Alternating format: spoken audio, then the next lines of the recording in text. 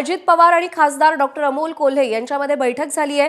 अमोल कोल्हे अजित पवारांच्या जिजाई निवासस्थानातून बाहेर पडलेत। अजित पवार आणि अमोल कोल्हे यांच्यात जवळपास अर्धा तास चर्चा झाली। अजित पवार सध्या जिजाई निवासस्थानी असल्याचीच माहिती मिळतेय। बारामती हॉस्टेलमधून अजित पवार नेमके कुठे गेले हा सवाल उपस्थित झाला होता, कारण का कोणताही ताफा आणि पोलीस संरक्षण न घेता अजित पवार रवाना झाले होते। नंतर त्यांनी ताफा मागवून घेतला। अजित पवारांचं वाहन जिजाई निवासस्थानाबाहेर दिसत होतं आणि आता अजित पवार सुद्धा जिजाई निवासस्थानी आहेत आणि खासदार अमोल कोल्हे आणि अजित पवार यांच्यामध्ये जवळपास अर्धा तास चर्चा झालेली आहे। जेव्हापासून पुण्यामध्ये दोन्ही राष्ट्रवादींच्या युतीची चर्चा जोर धरतीये तेव्हापासूनच अजित पवार, अमोल कोल्हे आणि स्थानिक नेते यांच्यामध्ये सातत्याने बैठका होत आहेत आणि त्या पार्श्वभूमीवर आता अर्धा तास जी बैठक झाली त्या बैठकीत नेमकं काय ठरलं याकडे देखील सगळ्यांचं लक्ष असेल।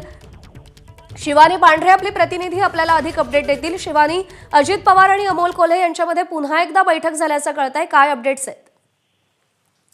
अजित पवार बारामती हॉस्टेलमधून निघून थेट जिजाईवर पोहोचले होते आणि त्याच्यानंतर अमोल कोल्हे देखील आतच होते। त्यांच्यात अर्धा तास चर्चा झाल्याची सध्या माहिती आहे। दोन्ही राष्ट्रवादी यांची युती फिसकटल्याच्या ज्या चर्चा होत्या त्या कुठेतरी कदाचित थांबल्याचं आपण म्हणू शकतो, कारण पुन्हा एकदा अजित पवार आणि अमोल कोल्हेंनी याच युती संदर्भात सगळी चर्चा केली असावी। अर्धा तास अमोल कोल्हे आणि अजित पवार यांच्या दोघांमध्ये चर्चा झाली।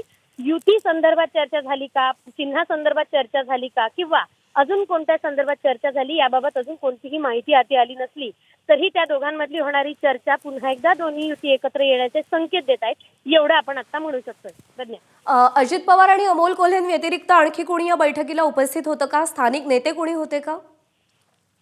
सध्या तरी त्याबाबतची माहिती अजून तरी कळली नाहीये, कारण अजित पवार इथे नाहीये असं त्यांच्या सगळ्या कॉन्व्हॉयमधनं किंवा सगळ्या पोलिसांकडनं सांगण्यात येत होतं। मात्र अमोल कोल्हेंची जशी गाडी बाहेर जाताना दिसली त्यावेळी कन्फर्म झालं की दोघांमध्ये बैठक झाली। तिथे कोण कोण उपस्थित होतं, कोण कोण नव्हतं, अजित पवार गटाकडनं कोणी अजून उपस्थित होतं का, किंवा शरद पवार गटाकडनं किंवा अमोल कोल्हेंसोबत कोणी होतं का, याबाबत अजून कोणतीही माहिती समोर आलेली नाहीये। पण म्हणजे आता पुन्हा एकदा राष्ट्रवादीच्या दोन्ही गटांमध्ये युती होण्याची आशा निर्माण झाली या बैठकीमुळे? आपण असं म्हणू शकतो, कारण ही बैठक तेच संकेत दर्शवतायत। कारण 2 दिवसांपूर्वी दोघं एकत्र येण्याची चर्चा झाली। 24 तारखेला ते घोषणा करणार होते, मात्र तशी घोषणा झाली नाही। ती घोषणा लांबणीवर ठरली। जागेसंदर्भातला तिढा आहे तो संपू शकला नाहीये। 30 ते 35 जागा त्यांची मागणी आहे, पण अजित पवार ती द्यायला तयार नाहीयेत। आणि दुसरी गोष्ट म्हणजे चिन्हाचं आहे, तुतारीवर लढायचं की घड्याळावर लढायचं। अजित पवारांचा आग्रह आहे की आम्ही घड्याळीवरच लढू, मात्र शरद पवार गटाला ते मान्य नाहीये। त्यामुळे त्यांचं असं म्हणणं आहे की या घड्याळीवर लढलं तर आपण आपलं जे चिन्ह आहे ते कुठेतरी मागे पडेल किंवा धुसर होईल। त्यामुळे आपण घड्याळीवर न लढता दोन्ही आपापल्या चिन्हांवर लढू, असं या शरद पवार गटाची मागणी आहे। मात्र अजित पवारांना ती मागणी मान्य नाही आहे। त्यामुळे आता कोणत्या बाबतीत कशा संदर्भात चर्चा झाली आहे याबाबत कोणतीही माहिती आता सध्या तरी हाती आलेली नाही आहे। शिवानी, पुण्याचं राजकारण तू खूप जवळून पाहतेस। आता या घडीला जर विचार करायचा झाला पुण्याचा, तर कोणत्या राष्ट्रवादीचं पारडं तिकडे जास्त जड आहे? आणि जर दोन्ही गटांची युती झाली तर पुण्यातली समीकरणं किती बदलू शकतात?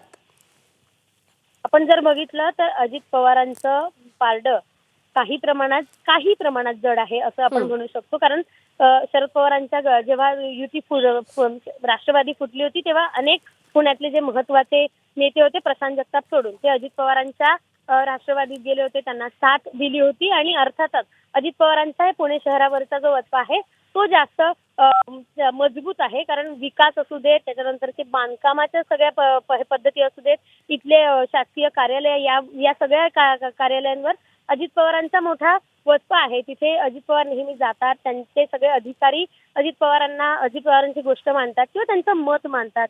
असं जर बघितलं तर तसं शरद पवार गटाकडून आता पुण्यात असा मोठा कोणताही नेता नसल्याचं आपण म्हणू शकतो। कारण प्रशांत जगताप होते, त्यांनी देखील राजीनामा दिला। आता त्यांच्या गटाकडनं कोण कोण समोर येतंय? सुप्रिया सुळे यांनी सध्या महापालिकेचे जे सूत्र आहे ते हाती घेतलेले आहे।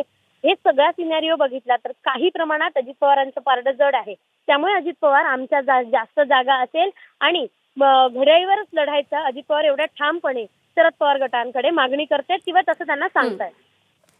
शिवानी, आपण जर पाहिलं तर पहिल्यापासून अमोल कोल्हे हे शरद पवारांसोबत राहिले. अमोल कोल्हेंची निष्ठा आपण वेगवेगळ्या मेळाव्यांमधून त्यांच्या भाषणांमधून पाहिली आहे. पण आता तेच अमोल कोल्हे अजित पवारांशी वाटाघाटी करताना दिसत आहेत. दोन्ही राष्ट्रवादींमधला ब्रिज आता अमोल कोल्हे होत आहेत का? आपण तसं म्हणू शकतो. 2 दिवसांपूर्वी आणि आज दोन्ही जेव्हा चर्चेचा विषय ठरला तेव्हा अमोल कोल्हेच पुढाकाराने समोर आले आणि त्यांनीच अजित पवारांची चर्चा केल्याची आपल्याला सगळी माहिती आहे आणि तशा बातम्या देखील आलेल्या आहेत. त्यामुळे ब्रिज अमोल कोल्हे ठरतायत हे आपण ठामपणे म्हणू शकतो. आज देखील सकाळीची आपण काही वेळापूर्वी जी बैठक झाली त्यात देखील अमोल कोल्हेच आले आहे. बाकी कोणी त्यांचे नेते आलेले नाहीये.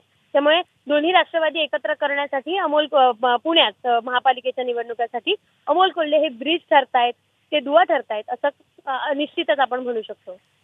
निश्चित. शिवानी, धन्यवाद दिलेल्या या सगळ्या सविस्तर माहितीसाठी. एबीपी माझा, उघडा डोळे बघा नीट.